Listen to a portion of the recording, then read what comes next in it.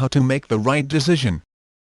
When neuroscientists examined brain activity during a simple decision-making experiment, they noticed people had often decided on a course of action 10 seconds before they were consciously aware of having made any decision at all. The good news is that the field of neuroscience has made us well aware of the shortcomings of the human brain. By knowing these weaknesses, we can then use a simple strategy to work around them. We evolved instincts for a reason. They work really well. To our Stone Age ancestors, the ability to make a snap decision could have made the difference between being eaten by a saber-toothed tiger and eating one. But how many tigers have you been faced with lately? We rarely need to make snap decisions anymore, but still, you can't stop yourself from making them. Don't fight it, but don't simply stop there. Ask, why did I think that? Or why do I feel that way? The brain is the most powerful computer in existence, but it sucks at multitasking.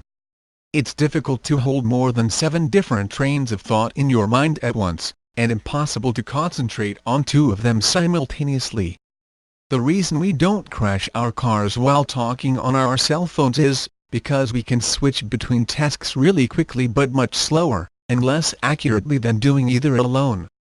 Write down every option you have for the decision you're making, get it out of your head, and spend some quality time on each one. You know what it takes to be a genius or a brilliant scientist? It's not good grades, and it's not memorizing facts. It's simply asking the right questions. Whatever problem you have, try writing it down in 3 or 4 different ways.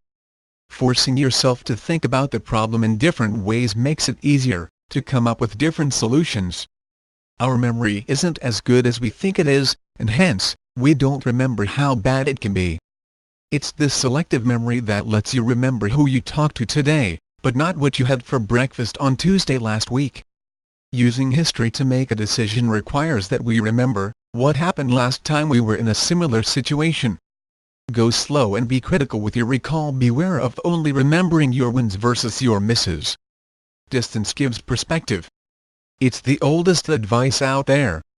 Separate yourself from the emotions of the moment. Unless you were a character from Star Trek, this is impossible to do instantly, so the next best thing is to put some time between now and when you actually make the decision. The human brain is not isolated. It's hardwired to function in social situations with our peers. The upshot of this is that we devote a lot of time and energy to working in groups and maintaining friends and our status.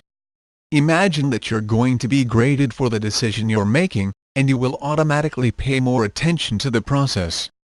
Write down why you made your decision, and follow this by thinking, this is an exam. I'm handing this in, and I won't get another chance to change it. Others will see it and grade my logic. Doing this makes you more likely to examine the why of what you're doing and weed out poorly made plans. Spot those taken for granted moments, and ask why that's the case. Everyone knows that you shouldn't swim after eating, but why is that? Is it actually true for everyone? What if you were just wading in the water and you can stand easily enough? Question the assumptions you're making and judge if they really apply to you. Are you deciding your career path, or what brand of cereal to eat? Not all decisions are equal, so don't waste your time. You can endlessly reanalyze and agonize over what you've decided. You have to stop sometime. Make it real, write it down. Once your decision is out of your head and in the real world, your brain can stop constantly churning through the options and get on with the next task.